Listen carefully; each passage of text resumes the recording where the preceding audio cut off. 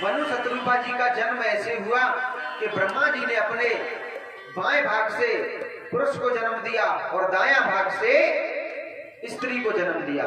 उस स्त्री का नाम हुआ शत्रुपा और जो बायां भाग से पुरुष उत्पन्न हुआ उसका नाम हुआ मनु। तो मनु शत्रुपा जी का दोनों के संयोग से 5 संतान उत्पन्न हुई, जिनमें से 3 महाराज कन्याएं हुई और 2 पुत्र हुए। तो कन्याओं का नाम हुआ आकुति, देवहूति और प्रसूति। 3 कन्याएं हुई और 2 बालक हुए, जिनका नाम हुआ प्रियव्रत और उत्तानपाद। प्रियव्रत और उत्तानपाद 2 पुत्र थे उनके।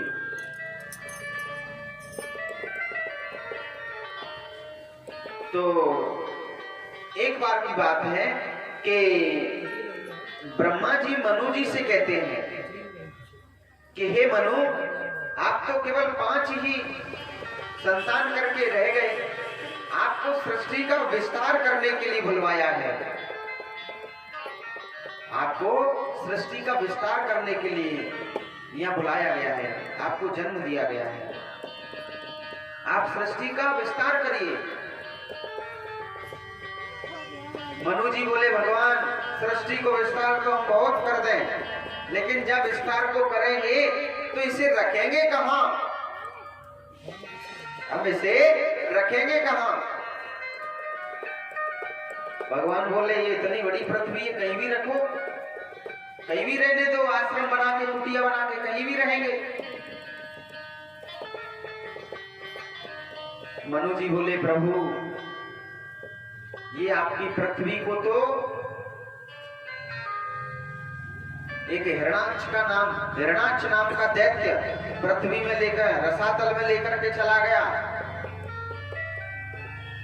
रसातल में हिरणाक्ष ले गया पृथ्वी को। तो अब जब पृथ्वी नहीं है तो सृष्टि करके क्या करेंगे, कहां रखेंगे उसे? तो उसी समय भगवान को छींक आई। छींक आई तो छींक से अंगूठे जैसा सुअर का बच्चा निकला उनके मुख से। सुअर का बच्चा निकला अंगूठे जैसा नाक में से छींक के साथ। तो देखते ही देखते हुए सुअर का बच्चा, देखिए अब की बार भगवान ने सुअर के रूप में अवतार लिया, जिनका नाम हुआ बराह। बोली बराह भगवान की जय हो। तो बराह भगवान ने सुअर के रूप में अवतार लिया।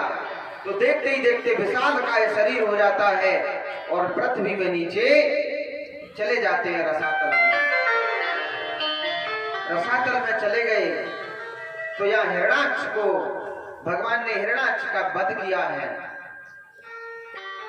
और पृथ्वी को अपने दांतों पर रख करके और ऊपर स्थापित किया। तब कहा कि अब आप सृष्टि का विस्तार करिए। तब मनु जी फिर से सृष्टि का विस्तार करना प्रारंभ करते हैं। इधर सुखदेव जी सृष्टि के बारे में बता करके जय और विजय की कथा सुनाते हैं। देखिए राजा परीक्षित कहते हैं कि हे महाराज, आप मुझे यह बताइए कि ये हिरणाक्ष जो था वह पूर्व जन्म में कौन था? तब सुखदेव जी ने कहा, राजन बड़ा प्यारा प्रश्न किया है आपने, बड़ा प्यारा प्रश्न किया है आपने। तो किस प्रकार से बताते हैं श्री सुखदेव जी महाराज कि हे राजन, एक बार की बात है कि भगवान के वैकुंठ धाम में 2 पार्षद थे, जय और विजय नाम था जिनका, और वे भगवान के पहरेदार थे, दरबान थे। किसी को उनकी भगवान की इजाजत के बिना अंदर वैकुंठ में नहीं जाने देते थे। तो एक दिन सनकादिक आए, वहां पर 4 संत आए, तो जय और विजय ने उन्हें रोक दिया। कहा कि आप ठहरो, ऐसे अंदर नहीं जा सकते, पहले हम भगवान से आज्ञा लेकर के आएंगे, तब आपको अंदर प्रवेश करेंगे। अब यह सुनकर के सनकादिकों को क्रोध आ गया। कहने लगे, यह क्या तुच्छ से छोटे से मामूली से नौकर, हमारे यहाँ काम करने वाले, और आज हमें रोक रहे हैं। तुम्हारी इतनी हिम्मत, तुम्हारे इतने भाव बढ़ गए कि तुम एक संत को अंदर जाने से रोक रहे हो। महाराज, आज भी कोई भी व्यक्ति हो, हर जगह साधारण व्यक्ति को रोक सकता है, उसे रोक करके सवाल जवाब कर सकता है, लेकिन संत को नहीं रोक सकता। संत को, विद्वान को नहीं रोक सकता, क्योंकि उसे डर है इस बात का कि ये महापुरुष है, ये संत है, और मैं मामूली सा नौकर, अगर मैंने इन्हें रोक लिया तो कहीं ये कुछ कह ना दें। देखिए, अगर संत हाथ की लकीर को हमेशा फकीर ही बदलता है, ये तो सुना होगा आपने कि हमेशा हाथ की लकीर को फकीर बदलता है, फकीर यानी कि संत। तो हर व्यक्ति के जीवन को संत ही बदलते हैं, संत ही अच्छाई के रास्ते पर लाते हैं। संतों के सत्संग में कुछ सुनने लायक बातें मिलती हैं, उसी से किसी व्यक्ति का जीवन सफल हो जाता है। तो महाराज सनकादिक बोले, तुम्हारी इतनी हिम्मत कि तुम हम जैसे ऋषियों को रोको। तो उन्होंने क्रोध में आकर के श्राप दे दिया कि 3 जन्म तक भूमि पर रहो निशाचर मास, कि 3 जन्म तक भूमि पर रहो निशाचर मास।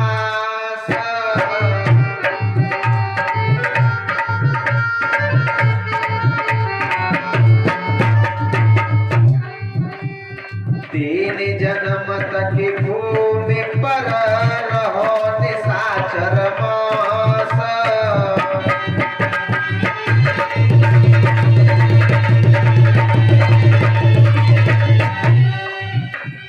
तुम्हें उधारेंगे सोई दीनबंधु भगवान।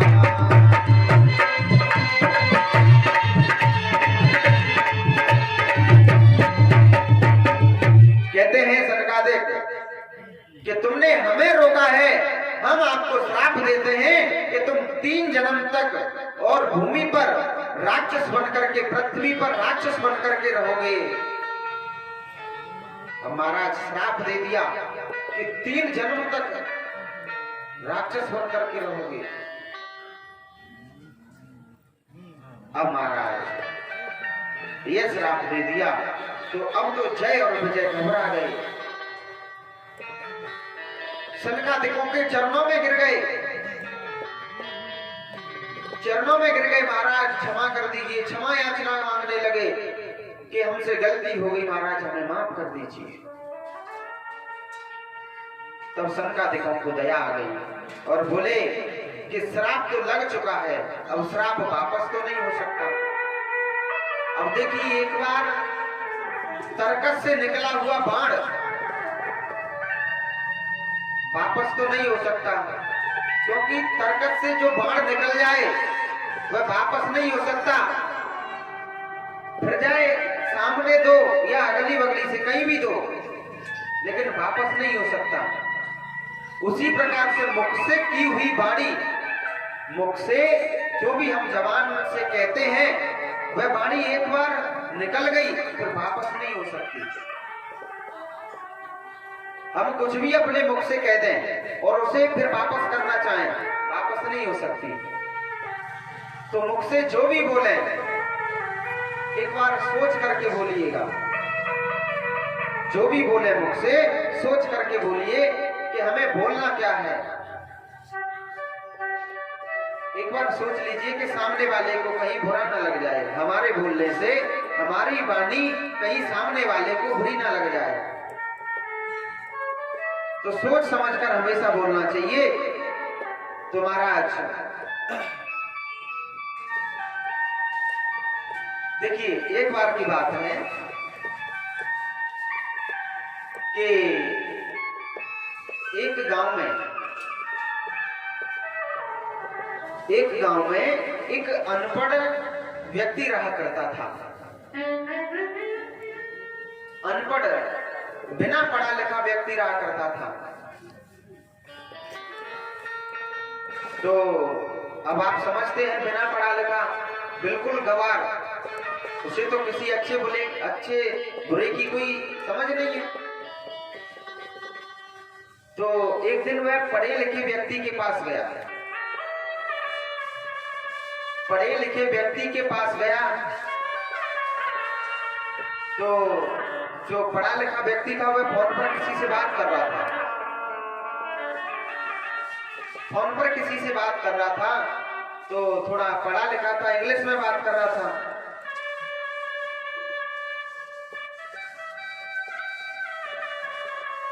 तो उसने बात करते समय 4 अक्षर इंग्लिश के सीख लिए। जो अनपढ़ व्यक्ति था उसने 4 अक्षर इंग्लिश के सीख लिए।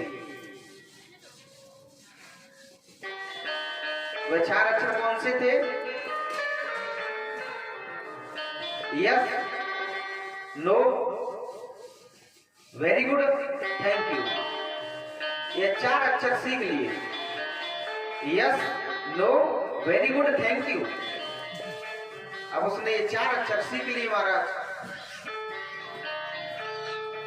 अब उससे कोई भी कुछ पूछता, कोई भी कुछ कहता,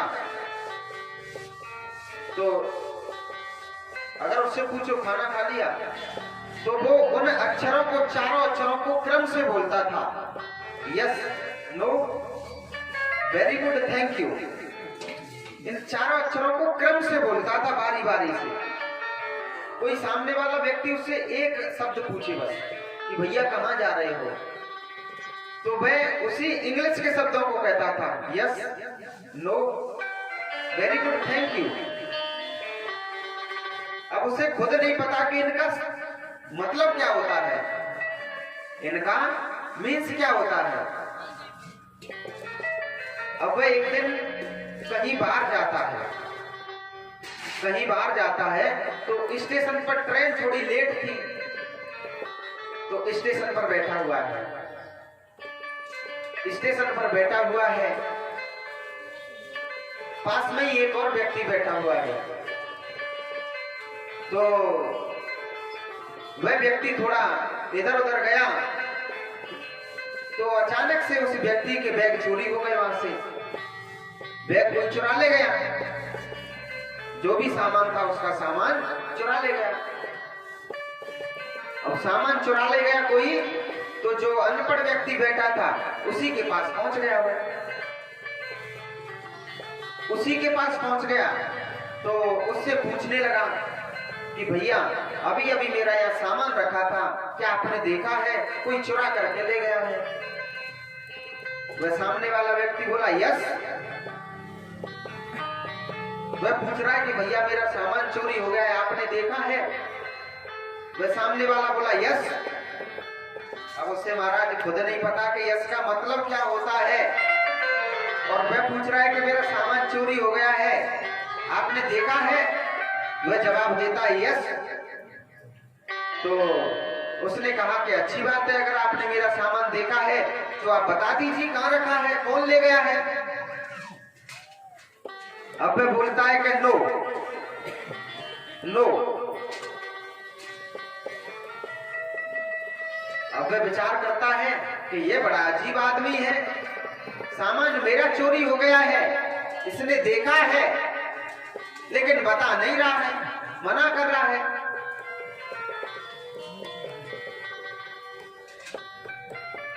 तो महाराज अब वह उसे गाली देने लगा, उल्टा सीधा कहने लगा कि तुम तो भाई बड़े बदतमीज हो, बड़े बदतमीज हो, तुमने मेरा सामान देखा है, बता भी नहीं रहे।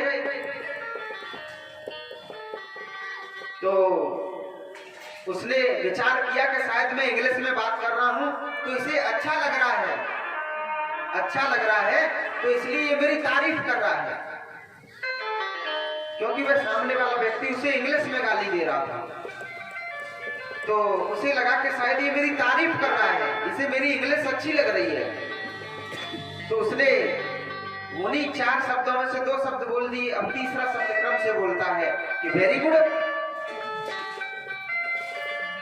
अब उसका बड़ा दिमाग खराब, सोचने लगा ये पागल है क्या, मैं इसे गाली दे रहा हूं, ये कह रहा है वेरी गुड।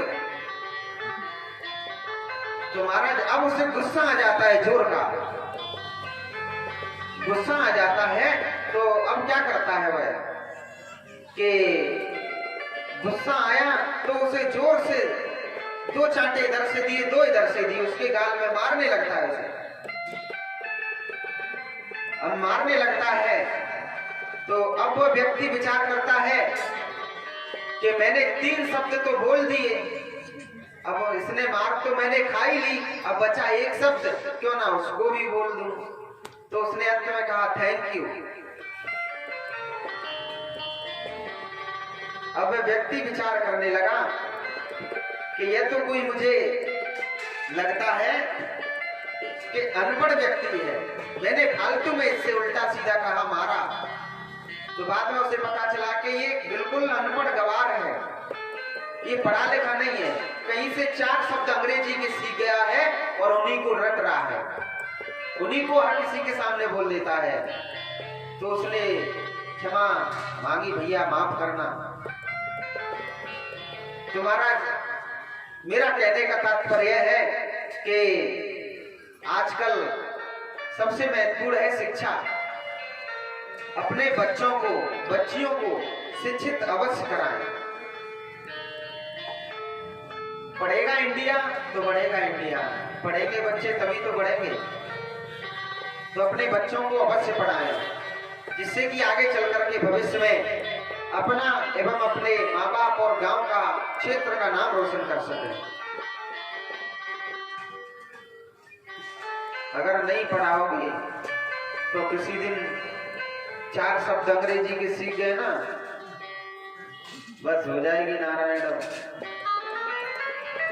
तो इसलिए बच्चों को पढ़ाना आवश्यक है, किसी अच्छे स्कूल में भेज करके। देखिए अगर आप बच्ची को, लड़की को नहीं पढ़ाओगे तो उसके विवाह में आपको दहेज देना पड़ेगा, दहेज देना पड़ेगा। और आप खुद कहोगे कि भैया हमारी लड़की पढ़ी लिखी है, आपका लड़का पढ़ा लिखा है, कैसे भी करके हमारा रिश्ता कर लीजिए, दहेज ले लेना, कुछ भी करके हमारा रिश्ता आप कर लीजिए। ये आप क्यों कह रहे हैं? क्योंकि आपकी बेटी पढ़ी नहीं है।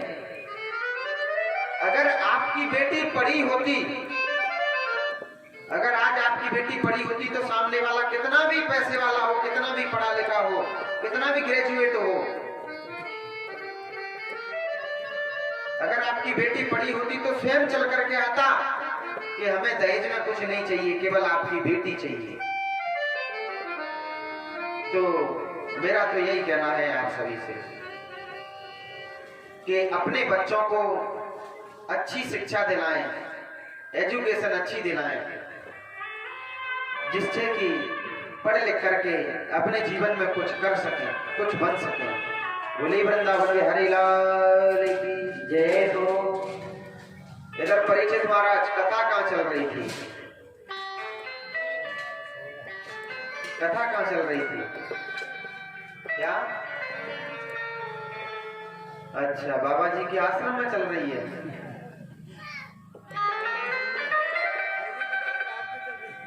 अच्छा, जोगी टिकरिया घाट पे कथा कहाँ विराम की थी? परिचित महाराज थोड़ा ध्यान से सुना करें। इधर महाराज मनु जी की 5 संतान हुई, 3 कन्याएं हुई, 2 पुत्र हुए। अब देखिए, अब की बार मनु जी ने अपने शरीर को बीच में से चीर दिया। तो बीच में से चीरा तो एक भाग से देवहूति और करदम जी का प्राकट्य हुआ। तो देवहूति और करदम जी का भगवान ने विवाह करवाया। विवाह करने के बाद करदम जी विवाह करने से पहले एक शर्त रखते हैं। करदम जी की शर्त यह थी कि मैं गृहस्थी में पहली बार तो पढ़ना नहीं चाहता, क्योंकि मैं संत हूं। गृहस्थी में पढ़ना नहीं चाहता मैं, और अगर आप नहीं मान रहे हो तो मैं आपके कहने पर विवाह कर तो लूंगा, विवाह कर तो लूंगा, लेकिन एक संतान होने के बाद मैं गृहस्थी को त्याग दूंगा। गृहस्थी को एक संतान होने के बाद त्याग दूंगा।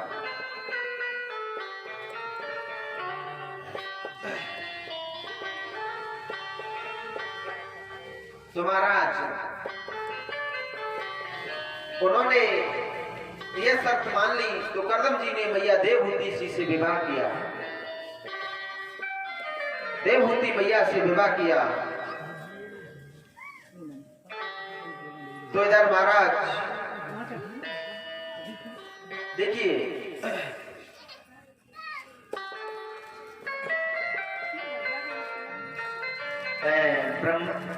मनु जी की इस जन्म में 9 कन्याएं हुई। तो भगवान 9 ऋषियों को लेकर के आए। उन 9 कन्याओं का नाम हुआ करदम जी की 9 कन्याएं थी। तो भगवान 9 कन्याओं को लेकर के करदम जी के पास आए। 9 कन्याओं को लेकर के पास आए। तो 9 कन्याओं का 9 ऋषियों के साथ विवाह किया गया। तो करदम जी की जो बड़ी बेटी है उसका नाम है कला। तो कला का विवाह हुआ मरीचि ऋषि से। मरीचि ऋषि से कला का विवाह हुआ। और अनुसुईया जी का विवाह हुआ अत्रि ऋषि से। और श्रद्धा, जो उनकी श्रद्धा नाम की कन्या थी, उनका नाम हुआ अंगिरा ऋषि से। अंगिरा जी से विवाह हुआ। और अभिर्भु का विवाह हुआ पुलस्त से। गति का विवाह हुआ पुलय से। क्रिया का विवाह हुआ क्रतु से। ख्याति का विवाह हुआ भृगु से। और अरुंधति का विवाह हुआ वशिष्ठ जी के साथ। शांति का विवाह हुआ अथर्वा के साथ। इस प्रकार से मैया देवहूति की 9 कन्याओं का विवाह 9 ऋषियों के साथ हुआ। अब करदम जी कहते हैं कि देवी, जब मेरा विवाह के लिए आए थे भगवान, तब मैंने कहा था कि मेरे एक संतान होने के बाद मैं गृहस्थ को छोड़ दूंगा, घर को त्याग दूंगा। लेकिन अब तो मेरे 9 संतान हो गई, आपके 9 कन्याएं हो गई। अब मैं गृहस्थ को छोड़ना चाहता हूं। मोह में आकर के और मैं भूल गया कि मुझे भगवान को भी प्राप्त करना है। अब मैं गृहस्थ में नहीं रहना चाहता, अब मैं छोड़ना चाहता हूं। देवहूति मैया करदम जी से कहती हैं कि हे स्वामी, यह तो 9 कन्या हैं, 9 कन्या हैं। तो महाराज 9 कन्याओं का विवाह हो जाएगा और वे तो अपने ससुराल चली जाएंगे, लेकिन हमारा जीवन किसके सहारे कटेगा? ये तो कन्या है, पराए घर की बेटियां हैं, न जाने कब कोई आए और इन्हें ले जाए।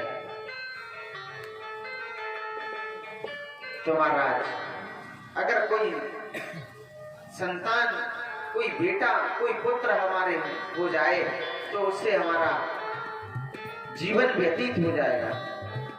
तभी अचानक करदम जी को याद आता है कि एक बार भगवान ने मुझे वरदान दिया था कि मैं स्वयं तुम्हारा पुत्र बन करके आऊंगा। तो करदम जी फिर रुक जाते हैं। तो करदम जी रुक जाते हैं। तो इस बार समय आने पर मैया देवहूति ने कपिल भगवान को जन्म दिया। बोलिए कपिल भगवान की जय हो। तो कपिल भगवान ने मैया देवहूति के गर्भ से जन्म लिया। महाराज जन्म लिया तो देवहूति मैया एक दिन कहती हैं, देवहूति मैया कहती हैं करदम जी से, देखिए जो कपिल भगवान थे तो वह भगवान के अंशावतार थे, भगवान के अवतार ही थे। 24 अवतारों में से एक अवतार थे ये भी कपिल भगवान। तो कपिल भगवान एक दिन करदम जी से अपने पिताजी से कहते हैं कि पिताजी अब मैं आ चुका हूं, अब आप यहाँ से भगवान को जाइए, भगवान की भक्ति करिए, और अब मैं यहाँ आ चुका हूं। तो करदम जी कपिल भगवान की आज्ञा लेकर के जंगल में चले जाते हैं। एक दिन मैया देवहूति को कपिल भगवान एक उपदेश देते हैं, साख्य शास्त्र का उपदेश देते हैं। तो साख्य शास्त्र का उपदेश सुनकर मैया देवहूति धन्य हो गई और उनका पूरा शरीर, मैया देवहूति का पूरा शरीर जल बन जाता है। जल बन जाता है तो आज भी वह सिद्धि और श्रद्धा नाम से जानी जाती हैं। सिद्धि और श्रद्धा नाम की नदी बन गई मैया देवहूति, आज भी हैं। आज सिद्धि और श्रद्धा नाम से जानी जाती हैं और वह जाकर के गंगा सागर में मिल जाती हैं। तो कपिल भगवान वहां से गंगा सागर चले गए और गंगा सागर चले गए। परीक्षित जी ने कहा गुरुदेव आप हमें मनु जी की कन्याओं के बारे में बताइए कि जो मनु जी की 3 कन्याएं थी उनका जन्म कर्म कैसे रहा। और सुखदेव जी ने कहा कि राजन मनु जी की 3 कन्याएं थी, आकुति, देवहूति और प्रसूति। ये 3 कन्याएं थी और आकुति का विवाह हुआ रुचि प्रजापति से, रुचि प्रजापति से हुआ।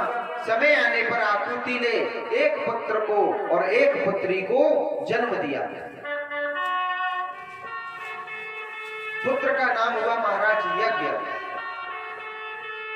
पुत्र का नाम यज्ञ हुआ और पुत्री का नाम हुआ दक्षिणा। तो यज्ञ भगवान को मनु जी ने, यज्ञ भगवान को मनु जी ने ले लिया। वैसे तो ये दोनों लक्ष्मी नारायण के अवतार थे, लक्ष्मी नारायण के अवतार थे। तो यज्ञ और दक्षिणा का, यज्ञ भगवान का और दक्षिणा का, दोनों का आपस में विवाह कर दिया गया।